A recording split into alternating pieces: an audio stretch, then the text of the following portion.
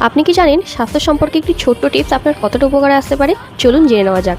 নমস্কার, আমি দীপা মণ্ডল, BSc nursing intern nurse.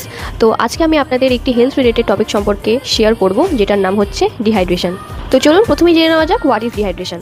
তো ডিহাইড্রেশন হচ্ছে আমাদের শরীর থেকে যখন জলের পরিমাণ অথবা জলের সাথে যদি সোডিয়ামের পরিমাণ মানে Na+ এই খনিজ লবণের পরিমাণ যদি আমাদের শরীর থেকে কমে যায়, তখন তাকে ডিহাইড্রেশন বলে।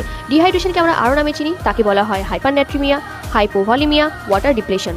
ডিহাইড্রেশনের কিছু কমন কারণ রয়েছে, সেগুলি হলো excessive sweating, diarrhoea, vomiting, burn, কোনো মানুষ যদি পুড়ে যায়, এছাড়া হাইপারগ্লাইসেমিয়া, এছাড়াও ফিভার, কলেরা, এই সমস্ত কারণের জন্য ডিহাইড্রেশন হয়ে থাকে।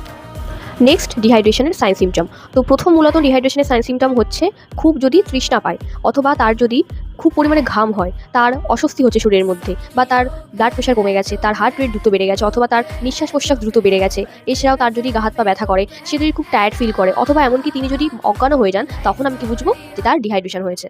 The management of dehydration.